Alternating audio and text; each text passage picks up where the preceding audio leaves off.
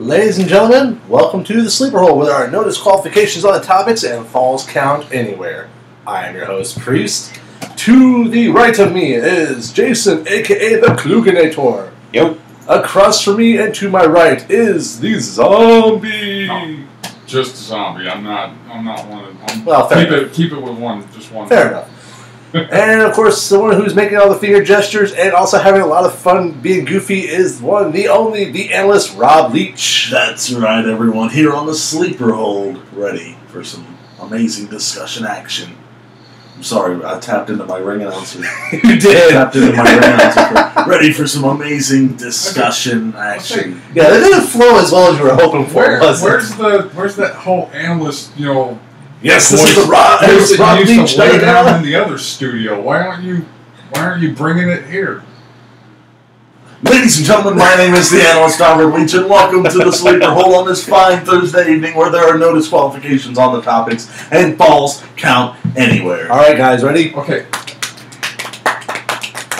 It made me feel like my studio wasn't worth it.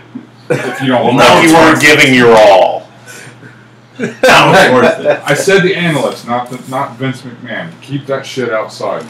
All right, so I am the McMahonalist, okay?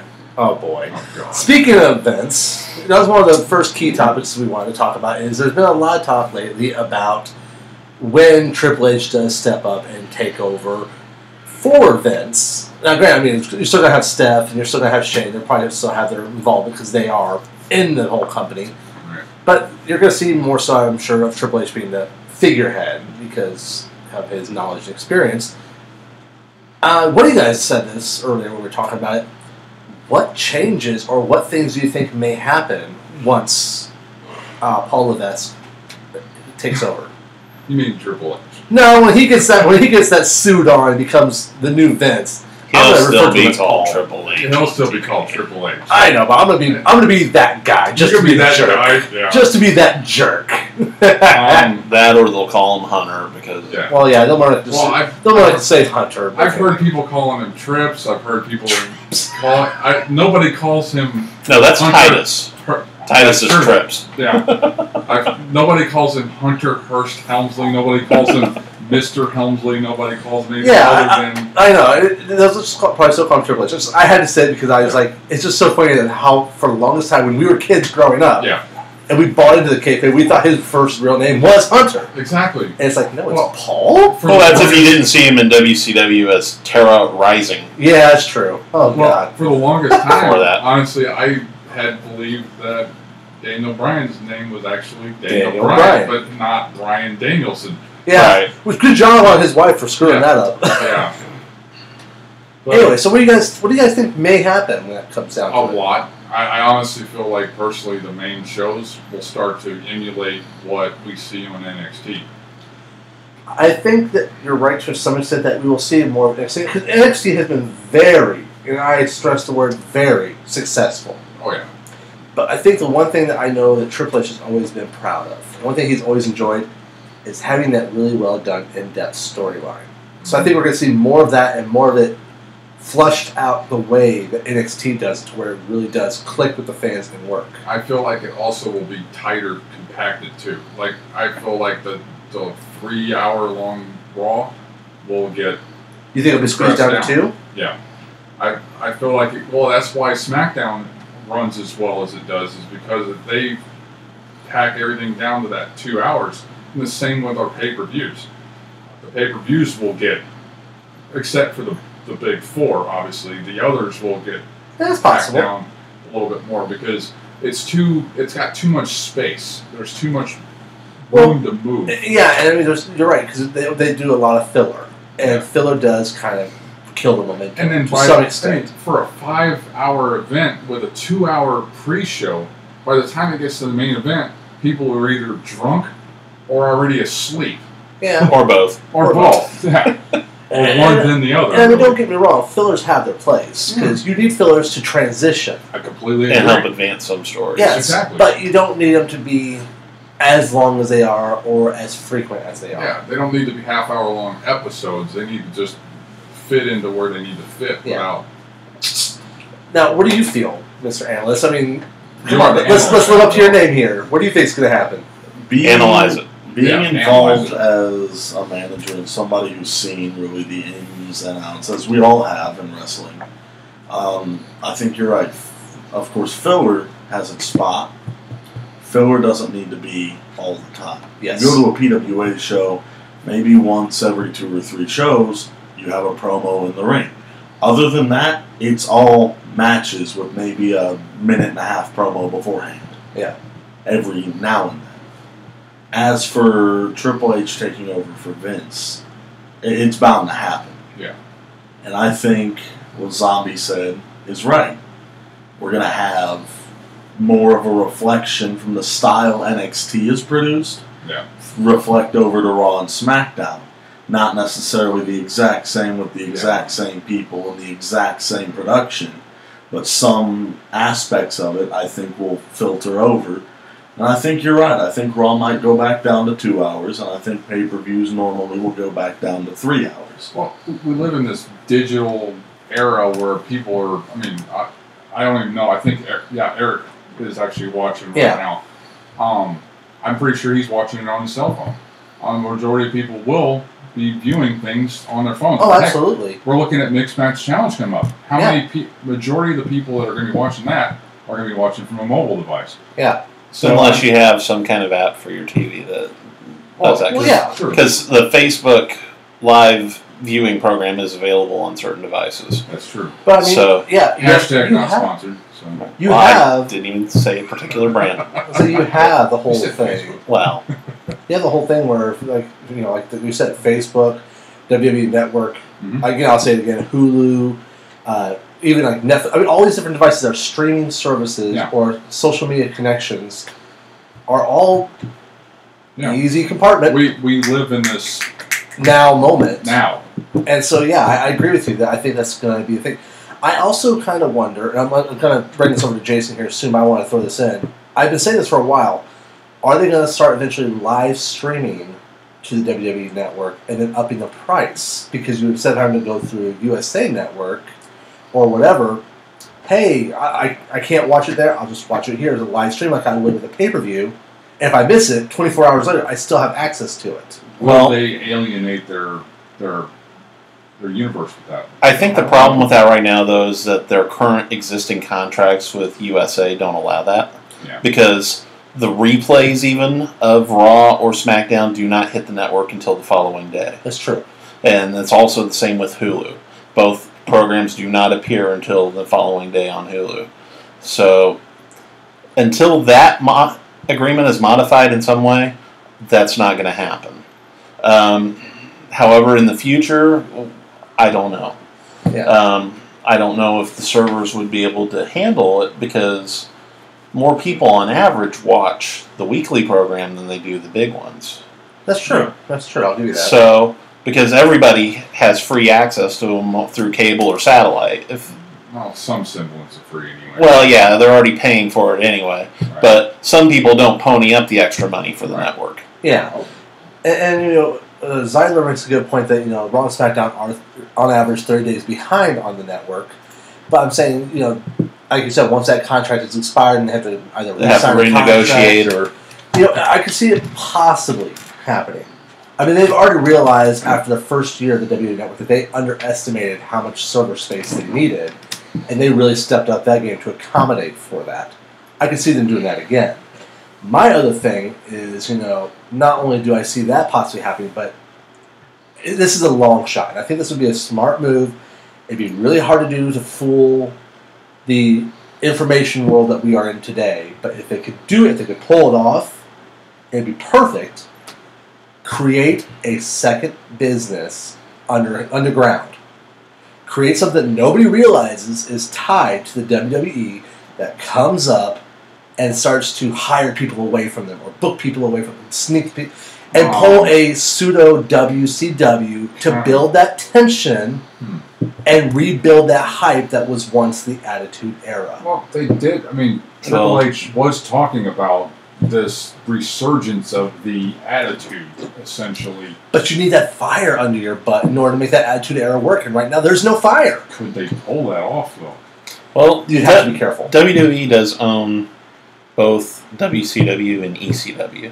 So But the problem they is can pull that's off common either knowledge one now. of those brands. Well, That's the problem. Is it's common knowledge where if somebody sees WCW come back, or ECW, oh, that's just WWE trying to build back something else. But if it's a whole new name that nobody can associate, that's the tricky part. Well, that, or they could even put up like a false press release or something saying they sold the brands, but kept retaining. I like that. I like that a lot, and I can respect that big time.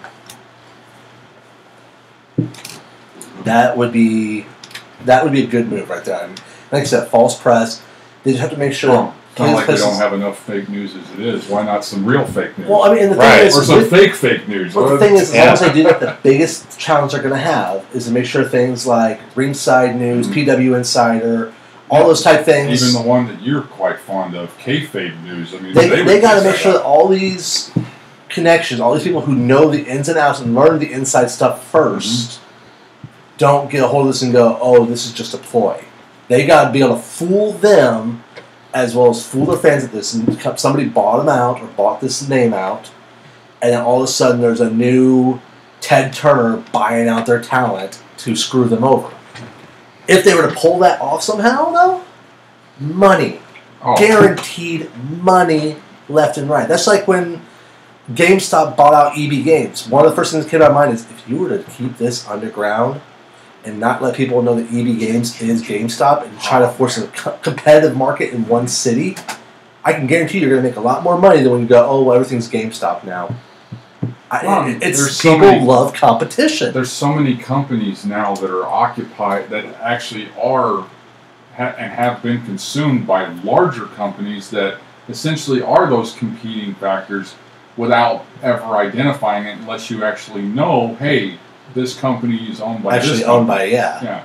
And that's just that people love competition. We feed into it because we, as human beings, we eat up drama. Yeah. As much as I hate drama, it's the truth. I mean, that's why I like wrestling. Wrestling is drama for people, but it's the type of drama that I eat up. People will eat up some level of drama, and that's something that for wrestling fans, they will eat it up out of the palm of their hands. I agree. So there you go. I'm sorry. Hire me, Triple. I'm sorry, that would have been an Indeed. Yeah, that one I would have warranted an Indeed, definitely. You can't do it now. That's too late. I was expecting that. That's why it's got to be a natural moment for it. You can't just do it forced like that. You just can't. That's okay. That was that out there all the time. That's why I did like this. That was okay. Indeed, I can. I thought now you're overdoing it again. I just thought I could see that he was itching for it. He was itching. I'm like, you're welcome this time. He's picking at my desk like, I want to say it. And then that's why I was like that, and he's just like. But no, I mean that's definitely though. I think that we have a good thing there. So yeah, Trip. If you get up there, 4 people you could talk to. Trips. I mean, no, Hunter. Titus. No, that's Titus. Worldwide. World Slide. Mr. Helmsley, a.k.a. Mr. Levesque, a.k.a. Mr. and Mrs. McMahon. Mr. and Mrs. McMahon. Mr. Helmsley McMahon. Well, hey, on that note, I mean, before we drift too far away from it, what if Steph or Shane shows up again and decides to fracture away from the main brand? It could be interesting, except for the problem is their name is so strongly associated.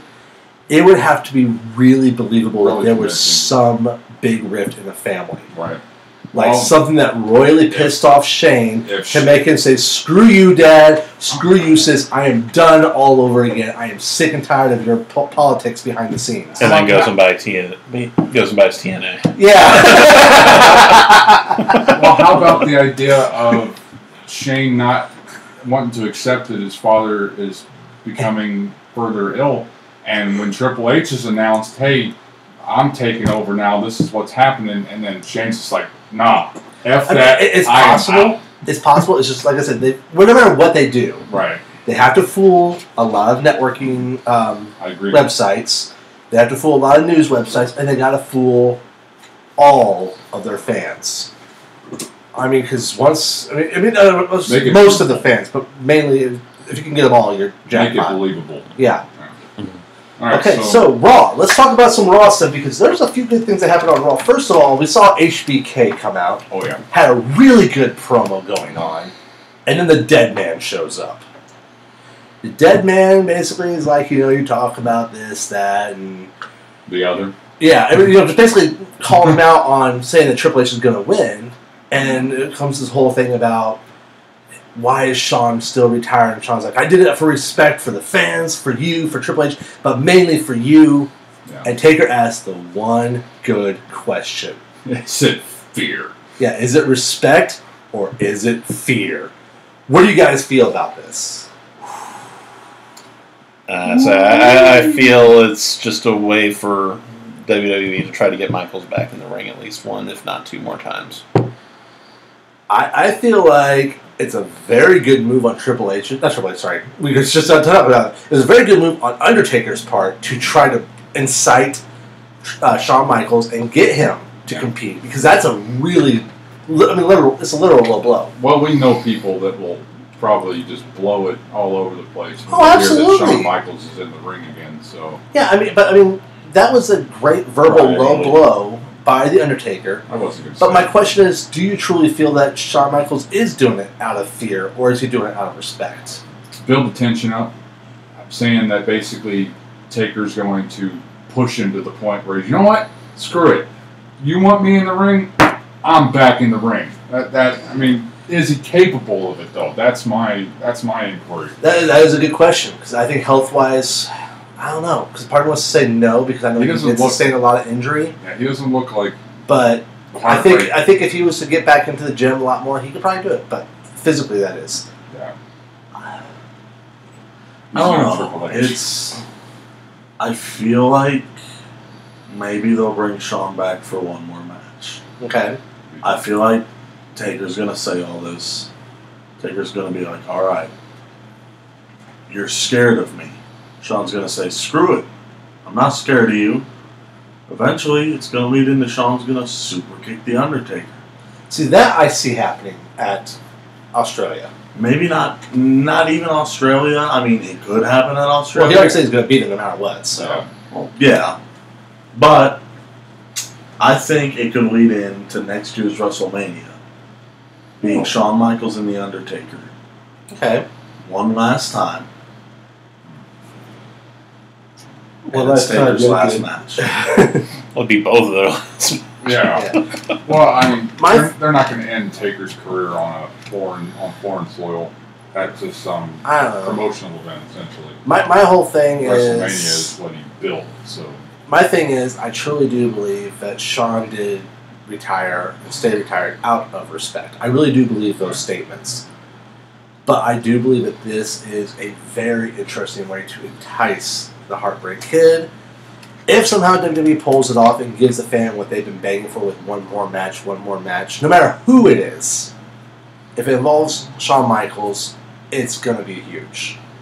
But I do agree with you that the best stage for it would be WrestleMania for only two reasons.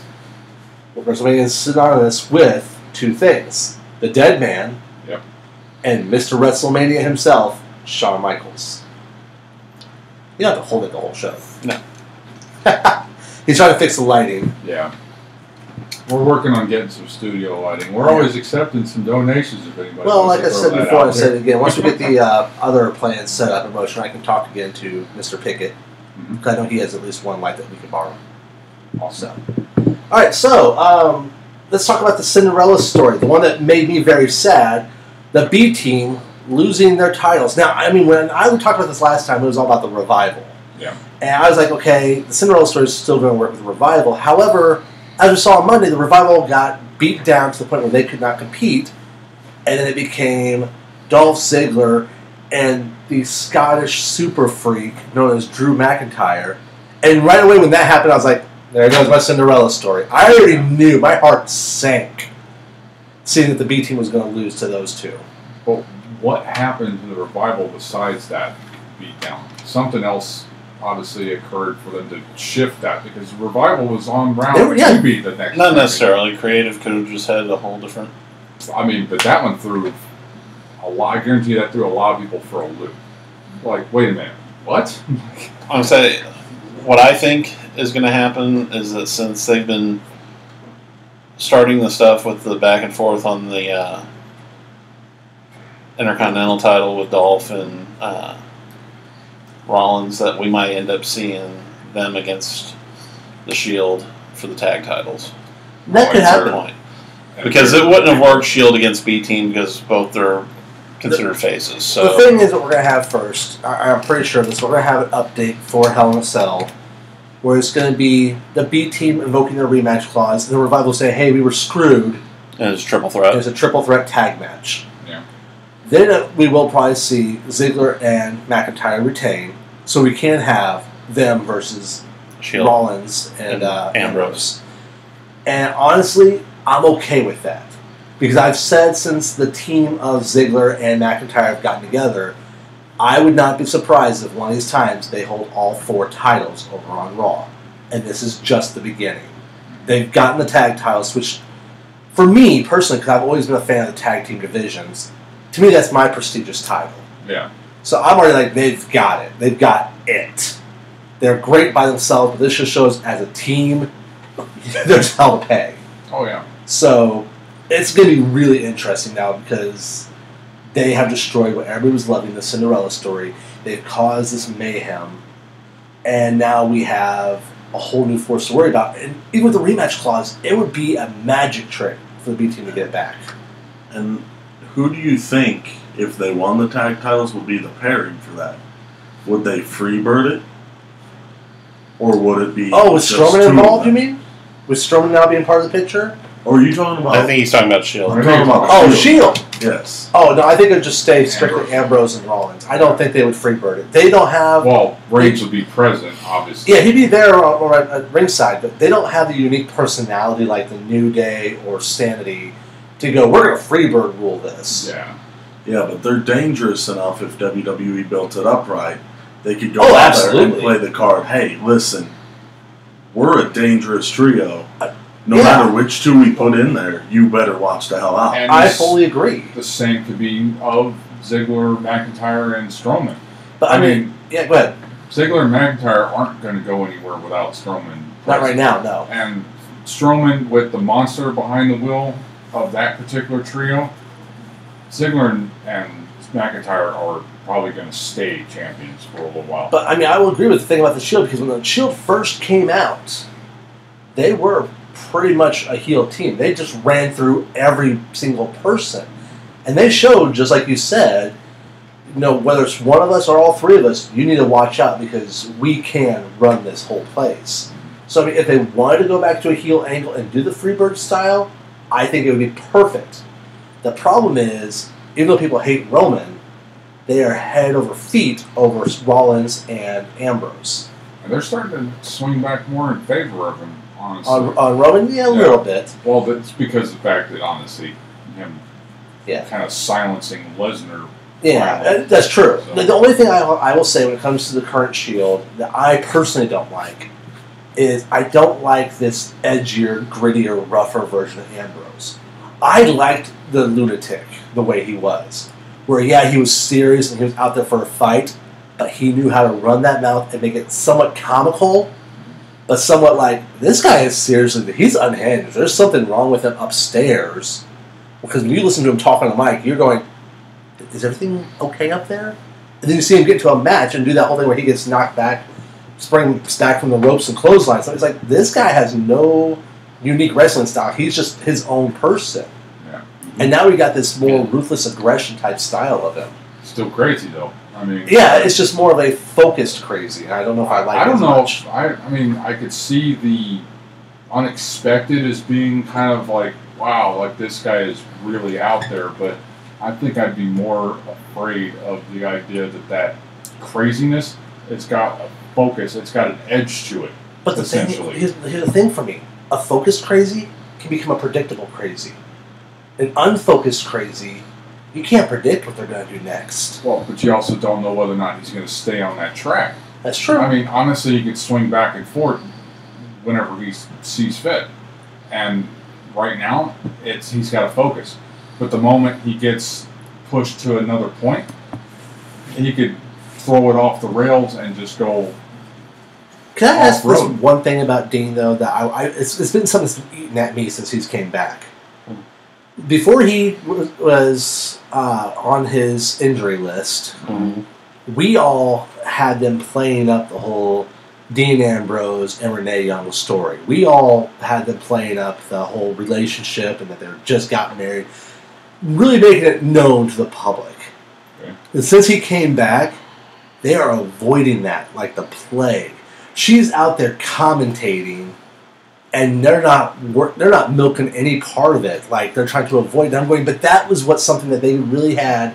That was a great asset because it could have built a whole new dynamic of her having that bias and concern of her husband getting mauled right there on the announce table right in front of her. She could potentially become a factor in that. They need to. Well, I mean, she's there presently. The thing is, though, commentary table for Raw is set so far back anymore. Yeah, it's off the stage. Yeah. So, I mean, it's not Off the entry. like right there. Like, something would have to happen for her to break that. It'd have to be like a pay-per-view or something. Yeah. Well, the commentary table is right there at the ramp. It's at the very near the start of the ramp. And I mean, we're going to get to that here. We're going to get to the Shield Strowman story, which is what we're segueing into.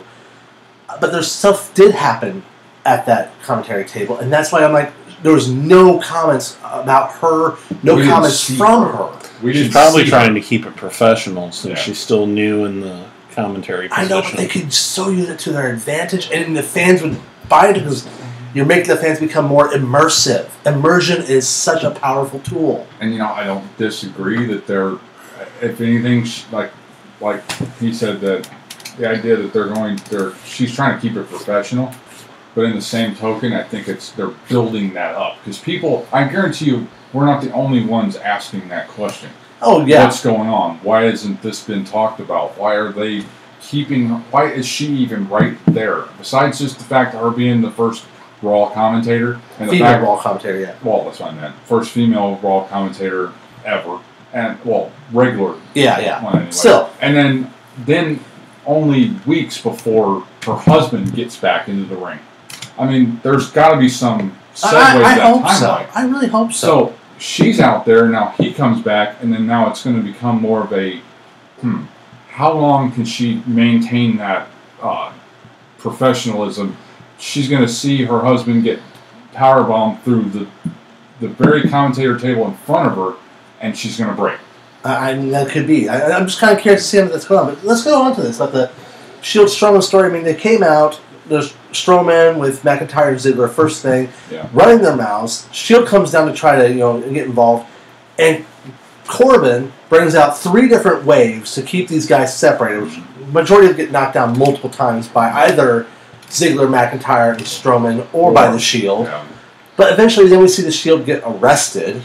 And then we have 3 Twitter tweets from one of their casting guys talking about how they were taken to jail, they were fingerprinted, they were found guilty of XYZ from a judge, which, I'm sorry, but a judge in the middle of the night? The law system doesn't work that fast. At the precinct? Well, I'm saying, not only does not work that fast, and the precinct, but it's like most court cases don't, and from what I understand, across the states, don't take place that late at night. No. I mean, it's one of those rare cases where if that happens, you're going to expect yourself to have more than just a $200 fine. Oh yeah, you're talking $200,000. Yeah, because you're getting that judge out of his house or out of his bed for something that he's going to be very crabby about. Well, some major cities do have an evening. Well, they did make a show about it. It's called Night Court. Yeah, that's true. Somebody fought at a wrestling show, $200,000. Well, no, the higher the insinuating a riot or whatever it was. The higher the charges, and then also when you think about it too, celebrities get a larger one just because the fact that they're capable of just throwing it out. Well, I mean, the thing for me was not only that, but then they came back in a police car. Yeah. After they were arrested.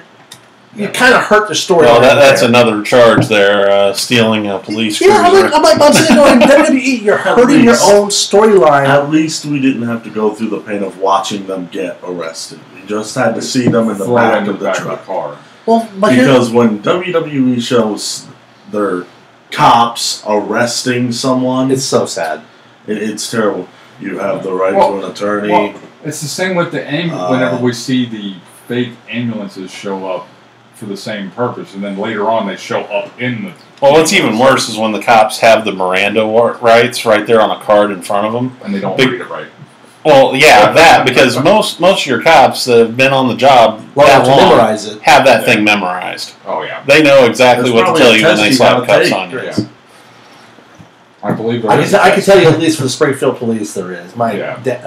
my uncle used to work for the police station, the police department. And I know a few cops too. But my whole thing is though, there's so many things that they did that were inconsistent and hurt their story, and that was one of the big ones. Is coming back in the same police vehicle. Yeah. That hurt. And then the only thing that hurt that even more is in the sudden sabotage of half the locker room knocking apart the Shield. Yeah. If it would have been just Strowman, McIntyre, and Ziggler, it would have been believable. Mm-hmm. But then you got all these people. Kevin Owens, who said he quit, now is there leading the charge. Yeah. All these other heels. It was like the what was it called? What was the team against the Justice League back in the cartoons? I know which one you're talking about. Led by Luthor and well, because they were hinting that in the Justice League movie too.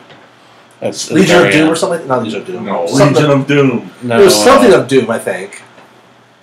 Anyway, you all know who I'm talking about. But it's like that's what they're trying to do. Is they're trying to build this new. I don't do DC well. They're trying to do like a new heel alliance here, and it's like, what the hell is this? This was literally all the heels that were in the locker room. It was all the heels that were in the locker room. Plus, there was one guy. It took me a while to look at this, and I'm pretty sure I know who it is now. But I saw, one guy had like American, tights on and everything else. Like, oh, yeah. And I'm sitting there looking at him like, that looks so much like Zack Ryder. That's Legion of Doom. Legion of Doom, okay. Yeah. But I was like, that looks so much like Zack Ryder, and I can almost bet money that was Zack Ryder, who's also in the heel attack against the Shield. I don't think it was Zack Ryder. I think that was Drew Gulak from 205. Oh, maybe it was. But anyway, my point on the matter still stands. Yeah. I'm like, that just hurt their story. They want Strowman and Ziggler and McIntyre to look like a believable unit that is a true danger to the Shield, and they had 10 other guys come out and beat them down with them. Eric says that in the flag tights, that was Gulak. Okay. Gulak. Yeah. Thanks, Eric, for that. Thank you, Eric, because I haven't kept up with 205, so I wasn't sure. But I mean, it's just one of those things like, you just ruined all credibility towards your unstoppable heel trio. Yeah. Mm-hmm. And you made this look like, okay, now we have... And the only way the excuses for is that the current GM, Corbin, is leading the charge of a whole heel alliance. And if that's the way they're going to go with this, they don't need to have the trio. It's one or the other, because right now together it's not believable. Well, something that I watched on a video earlier, I mean, I don't know, it was actually the whole Triple H thing again, with better defining faces and heels. I mean, because there's too much vagueness between them. Maybe this is an attempt to actually better define who we see as face and who we see as heel. It could be. I mean, the only thing though is, like I said, when they had those guys run out and cause the onslaught, you had Strowman getting beat up by the steel steps with... Strowman, I'm sorry. Strowman doing the beating with the steel steps. Reigns getting beat by Strowman with the steel steps. You had Rollins up and down the ramp getting beat up. And then, like I said earlier, you had Ambrose right there on top of the commentating table getting his butt whooped. Yeah.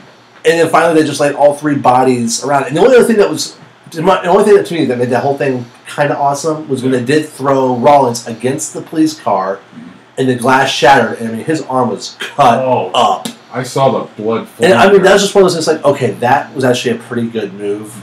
I mean, granted, he's probably got to get maybe 1 or 2 stitches somewhere, but the rest is just small cuts. That was about the only good thing that came out of this whole segment. Was the blood from Rollins? Because it made some believability out of this whole thing of, really?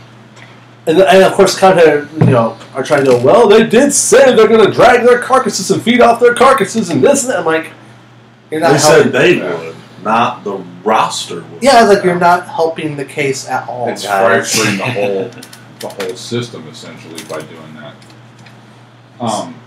It's terrible when you have a bad segment, but then it's even worse when the commentary team tries to back it up. Yeah.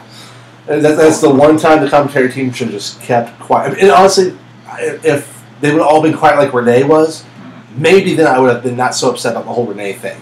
Because I would have been like, all 3 of them were in shock. Yeah. All 3 of them were like, oh my God, oh my God, oh my God. Well, sometimes, I mean, when we've watched pay-per-views, we've been sitting there and something crazy happened. We just sit back like, did that actually just happen? Yeah. We don't even know what the hell to say. I mean, we'll look at something we've written on our board there and like, wait.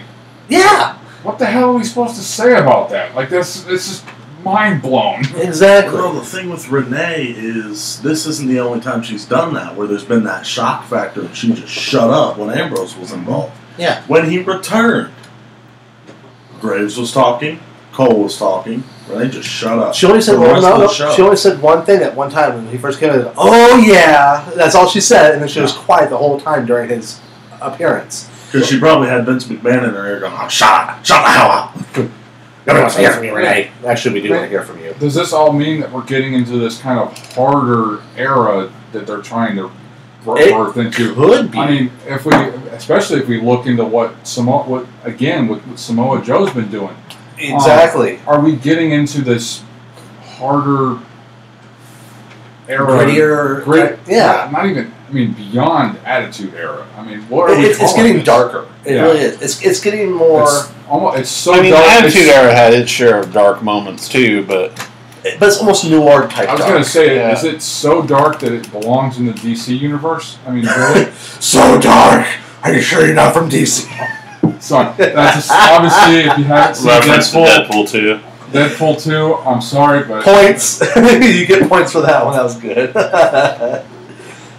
But I mean, no, it's true. This is getting darker. It's getting grittier. Like I said, I mean, well, you said it right there. Attitude Era has dark moments. It's almost noir type stuff. If you haven't seen noir type comics, or just they focus on the dark, the rougher, edgy type stuff. Watchmen's a noir type style. But in the same token, though, like, I mean, is it just dark considering those of us who have that had lived through the Attitude Era versus, I mean, no offense to your age. Robbie will explain what the Attitude Era was. The hell up. But no offense to your age, obviously. I mean, you were. I mean, the era was over by the time you were born. Well, I mean, you've been exposed to it from the network, but right. To actually live through it. I mean, we were your age whenever the Attitude Era was like. I saw Raw 25, okay?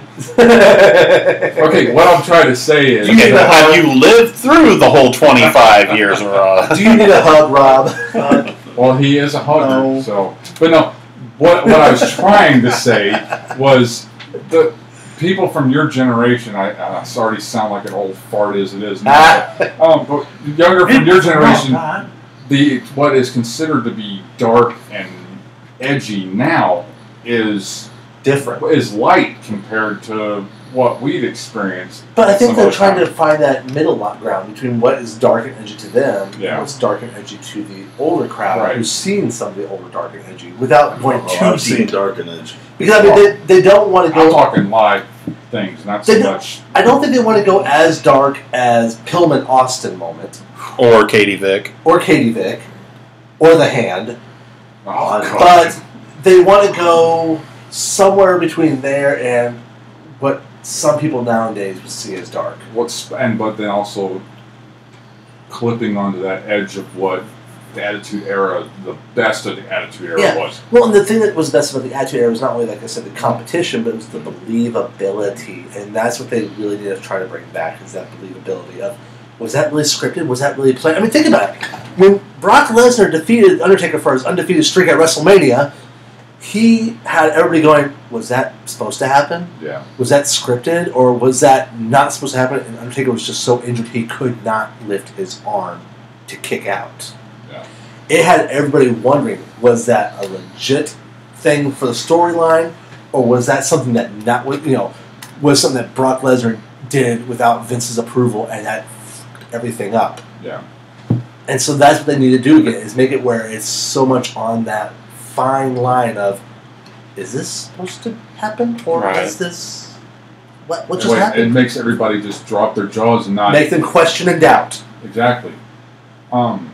Just like, I mean, honestly, we look into again with Samoa Joe. I mean, it's like, is he going on his own thing, or is this actually something that has been scripted and been passed down through approvals of everything? Yeah, it's out there. It really is, and the fact is, he's obsessing over Wendy so much that it does make people uncomfortable. Yeah, it's very well played.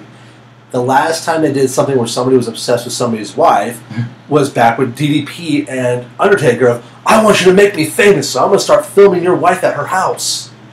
And we were all just like, this is creepy, but not as engaging. Whereas this one, it's almost train wreck style. It's creepy, but you have a hard time turning your head away from it. I mean, and with the improved mic skills that Joe has Joe done. has improved on. Joe has done really well lately. I'm going to give him props. Very much so. So I can't think of a smooth transition from. Well, no, I just wanted to make sure Junior here gets a chance to say something.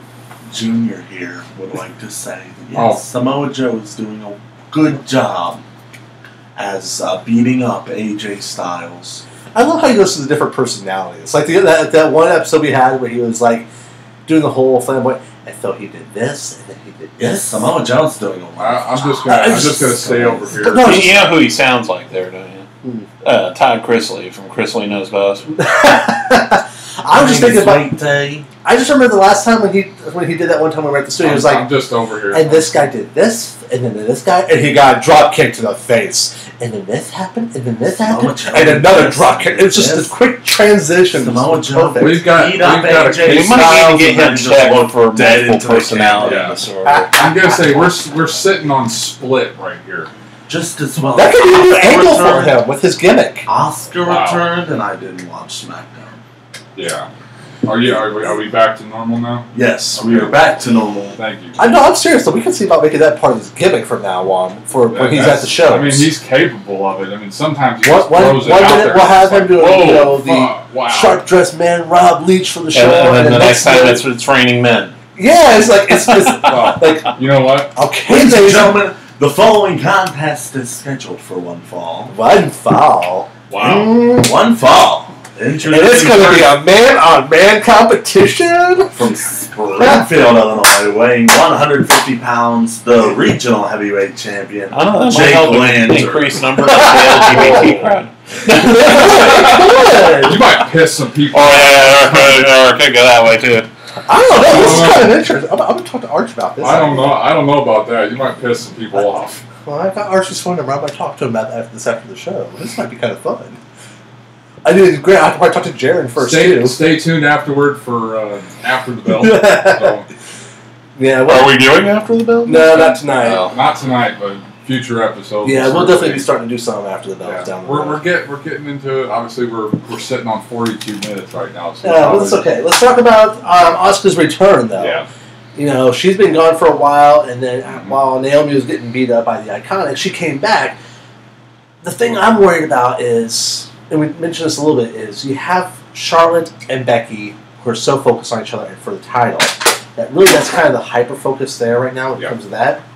Where does Asuka now fit in the women's division, since that can't be a target for her at this exact moment? Well, I think she's going to be there to target Carmella as a revenge act. That's a good line. That's a good angle. I think this would lead right into Zombie's prediction of a women's tag title.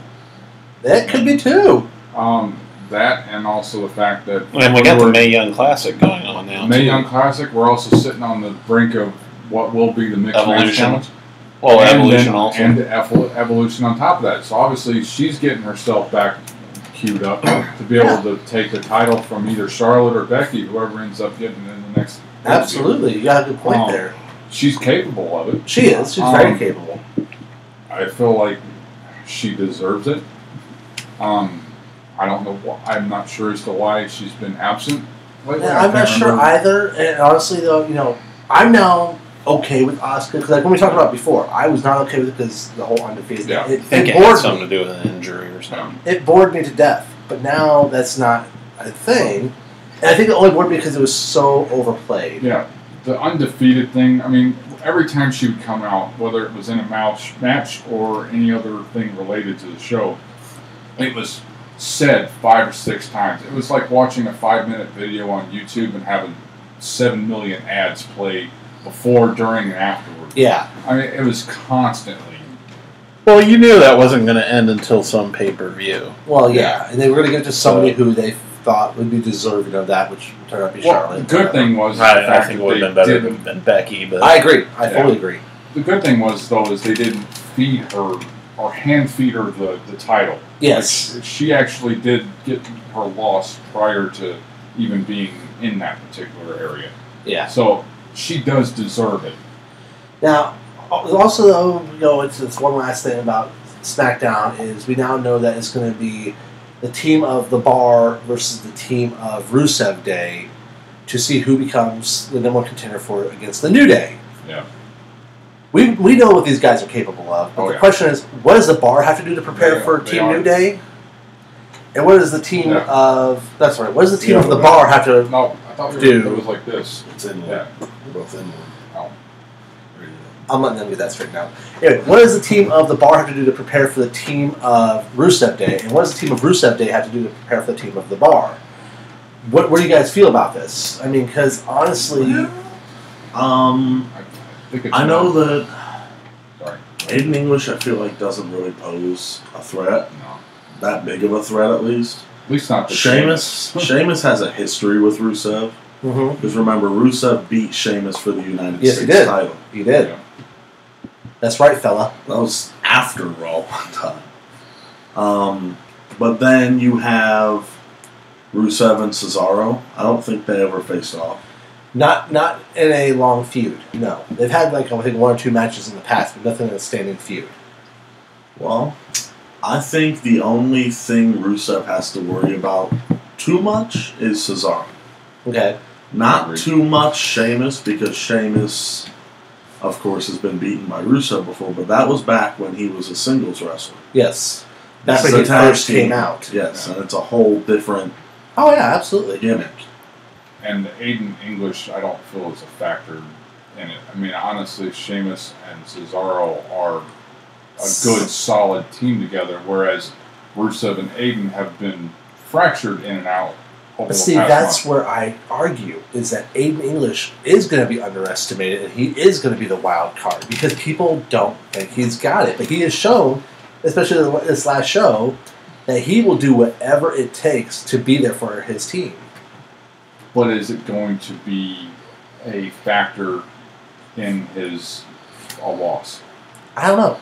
Or is it going to be actually what leads him to a victory? I mean, because the last few weeks he's actually helped get them the victory. Absolutely. But in previous times, it's also shown to be a huge weakness for that team. Yeah. I mean, and does Rusev actually fully trust him yet? Has he redeemed himself? Well, I mean, part of me thinks he has. I mean, but let's go ahead and break this down. And I want Steve, Jason, kind of thinking the same thing. From what you two have said already, No. the Bar, in order for success, isolate Aiden English. Yeah. Because obviously, out of the two of them, he is the weaker link. Yeah. Completely just. What would you say about that? Do you think that's probably a good assessment? Yeah, that sounds pretty good, but I'm also trying to look at it from a creative standpoint. And the Bar have had multiple opportunities to run with the tag belts. So I'm thinking they're going to try to build it to make it look like that the Bar is going to go over in this situation. But you're going to see Rusev and English get the upset there and take the belts. That's kind of where I'm leaning. If not take the belts, at least get their shot. Yeah. Right. Because the Bar and the New Day, that's been done before. That Been done ran its hundreds of course. times. The only thing that's been done more than that The is... Bar beat the New Day to Lesnar get their Reigns. first tag title reign. Well, the thing is, well, not just Lesnar and Reigns, but the Bar and New Day, the only thing that's been done more than that for the tag team world has been the New Day and the Usos. True. So yeah, we are desperately needed something new. You have a point there. And I think to get something new, they'll give Rusev and Aiden English the title shot. It's a matter whether they will pick up the titles or not. Yeah. The question is, what does Rusev and Aiden English need to do to strategize to screw over Cesaro and Sheamus, this team that used to hate each other but now is a very strong cohesive unit? I mean, they've had their issues, definitely. But I think Rusev is slowly but surely gaining more trust for Aiden English. And he's holding more trust in Aiden English. And I think that's why Rusev was like, okay, you're my tag partner. And they've made it this far. I think Rusev is starting to become more and more confident. And they just have to remember not to get too confident and to focus.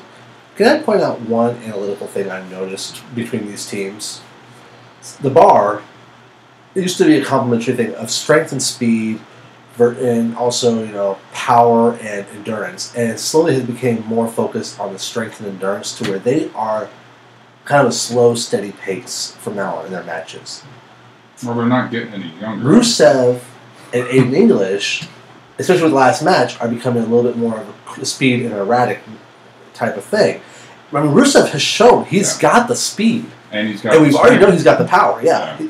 And Aiden English has shown that he does have the speed. He have all the willingness to be agile. Yeah.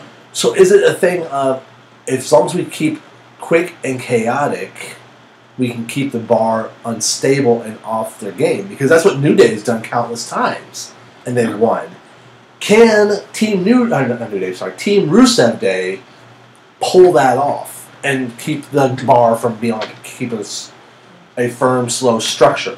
Well, something that just came to mind too is the idea if Team Rusev Day actually takes it, it also pushes more away from the idea that you have to be this solid tower of muscle and strong and all for both halves to actually be able to hold on to that. I mean, we already saw it with the B team. Neither of them are epic statues of they're not meatheads. Yeah, they're not meatheads. I mean, and Rusev, he's stockier, thick guy, but Aiden English is a beanpole compared to him. Yeah, I'll give you that.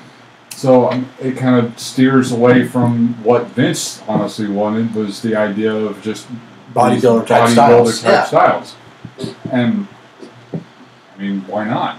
I mean, it's a good point. That could be a thing. I mean, is there anything else that you guys are kind of weighing on how they may have to do this to succeed? It's just mainly going to be a deal of isolate one, keep the other one outside. Typical tag team strategy. The intelligence of both Rusev and it's just English should be able to pull my concern is the challenge of pulling that off with a cohesive team. Yeah. It's one thing to isolate something, like I said, if they isolate Aiden English, it could work. But the bar has been able to before have it where one of them's isolated and the other one just runs in like crazy to reestablish order. Yeah. So they've got to initially keep constantly erratic. Mm-hmm. And so, I mean, who knows? But, I mean, next week, I guess we'll find out. Yeah.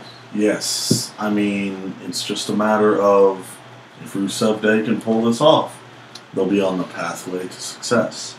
The pathway.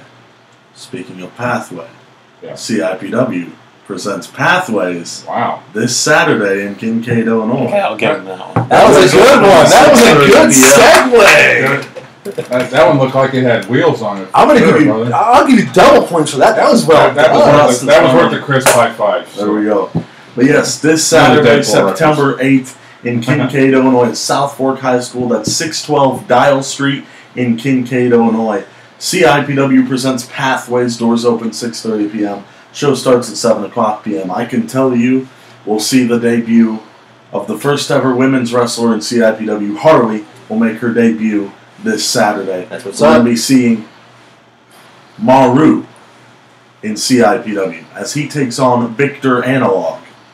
Of course, it was advertised as Cardini, but as always, card subject to change. Absolutely. He will be taking on Victor Analog.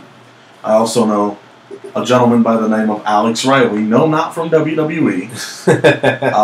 But somebody by the name of Alex Riley will also be there as well. Somebody. Yes. I'm not sure who he is. It's not Das Wunderkind. I can tell you that Chase Brooks. Right. I can tell you that Chase Brooks will defend the CIPW Illinois State Championship against Matt Harmon at this event. Also, we will be seeing 6-person tag team action. Wow. The team of IJ Sweet, Johnny Kincaid, and Harley take on Johnny Daytona and Jordan Fortin, I believe is his name, the Heavy Metal Express, who will be teaming up with Handsome Dan Liplock, accompanied by the analyst. Oh, so that's why he's all excited about it. Oh, yeah. He gets Shameless self-promotion. he gets to promote himself and his guy. He gets to promote himself, and I'm told to keep my mouth shut. That's great. It's going to be so much fun. That's okay. You know, we'll just throw the plastic cups at him. Yeah. I'll be there with him, can't too. wait. Big old bag of red Solos just throwing them. I can't wait. It's going to be amazing. And also in the main event of Pathways, we will see Guy Smith defend the CIPW Heavyweight Championship against the Spotlight, Spencer Powers, 1-on-1 at CIPW. Could this be the start of a rift between Attitude Inc., or? It's a different company. But here's the thing, though. You know, in order to do that, I'm breaking it there. you know, shh. What are you talking about? What are you shushing me for? I didn't do anything wrong. Who's Attitude Inc.? What the hell? Now, the thing What though the is that they hell? got to remember is it's champion's advantage. So you Yeah. know, the only way to win and get the belt is not by count out, it's not by disqualification. You have to either have a submission or a yes. pinfall. And at least Guy Smith is very much so a valiant competitor and is not one to cheat That's true. in CIPW. Yes, but that's what I'm saying. You know, so in order for, Speaking of pinfall, as I said, speaking of You must for submission win or by a the fall- title by pinfall. Pinfall Wrestling Association next weekend. See, I tried to set him up, and he just Well, I was tagging into that one I already. know. So both were trying to lead him into that Like, one. let's and it double didn't work. segue here. Speaking of wrestling, Pinfall Wrestling Association will present. Wrestling, what? Wrestling! Yay! This isn't a wrestling show, guys. Come on. We just brought it up out of nowhere. And Anyway, Eric's, so Eric's also made sure to remind us of the double PWA events in Yeah, everybody's trying to put. Everybody's Yeah, trying to but push you. the name of the show has nothing to do with wrestling. It's about the different sleeper hold. sleep That's- positions for your holding your spouse while you're asleep. Yeah, you know, with those of us that are married. with the know what Thippopedic beds and everything else. Wait, Sleep number beds. Hashtag not sponsored. Anyway, so Denver mattress. anyway, Just dropping that one out there. speaking of mattresses, these people won't exactly be falling on mattresses at Pinfall Wrestling Association presents One Shall Fall next weekend, September 15th, at the 8th Street Gym in Springfield, Illinois. That's 1401 North 8th Street, Springfield, Illinois. Doors open 6:30 p.m. Show starts at 7 o'clock p.m. Adults are $10. Thank you, Eric. Thank you. Oh, it went away. Let's making sure the analyst in a tutu. The analyst on a tutu. Well, myself and It's Priest gonna will, feature. myself and Priest will be there in normal garb. He'll be in a tutu. That's No. great. Oh. PWA They presents have to One change his Shall music Fall. to like this Swan Lake or something from the Nutcracker. Whatever. He does what he can. Thank you very much for that. Anyway, But keep not so going. much thank you for that image. One No, shall I- fall. I don't want that. Doors I don't open think- 6:30 p.m. Show I starts don't want to see him in a 7 o'clock kilt, p.m. let alone a damn tutu. Kilt's different. Adults are $10. Just Kids 6 throwing and that out above there, are $7. Kids 5 and under are always free. Always. Always free. Hey. Anyway, so What the main happens at event. that show? The main event. Jake Lander defends the regional heavyweight championship against the young thriller Derek Mullins. It's going to be a great match. It's going to be amazing. Only That the match second alone time. should be worth the price of admission. Absolutely. Hopefully it will be. If you don't think so, then I don't know if you can consider yourself a PWA fan. But also, we're going to be seeing the debut of a women's division.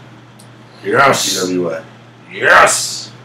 Of course. Well, it's not Harley- really a debut. It's A more a re-debut. resurgence. a re-debut. Resurgence, I like better. Go ahead. Resurgence sounds better.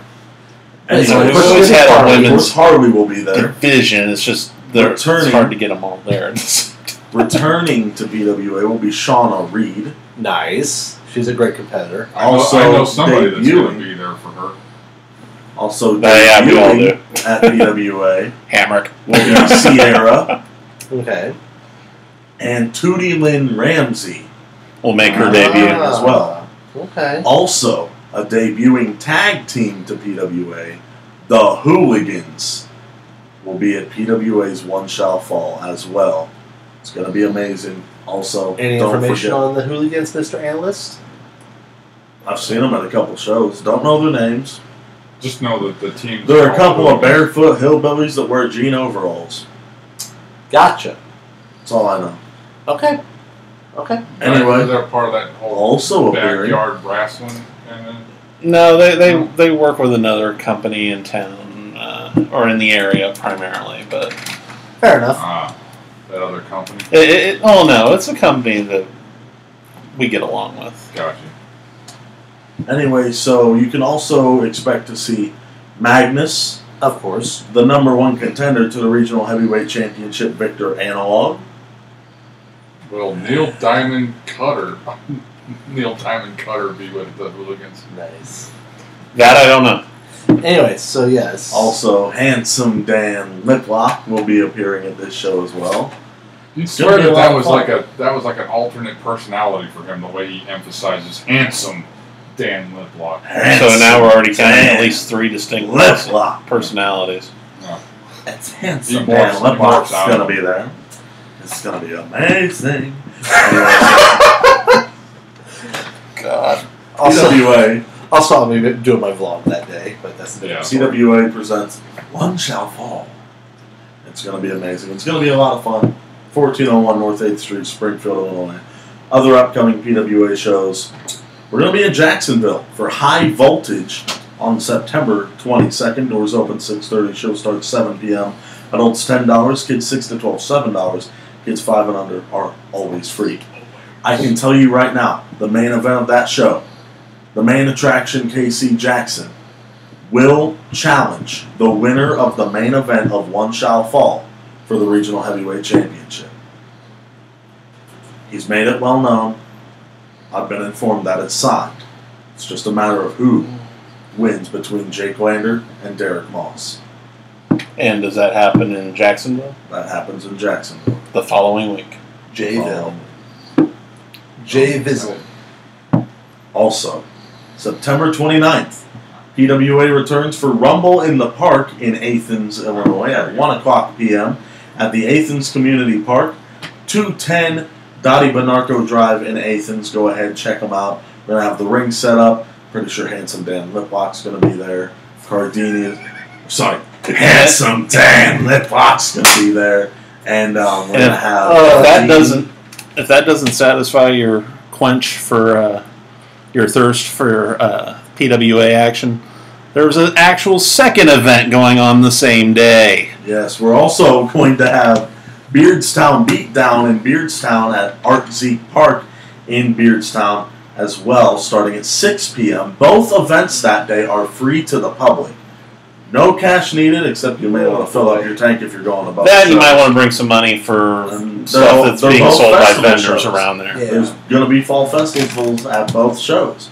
So go grab yourself Food a corn dog in trucks. Athens. Go grab yourself a slice of pizza in Beardstown.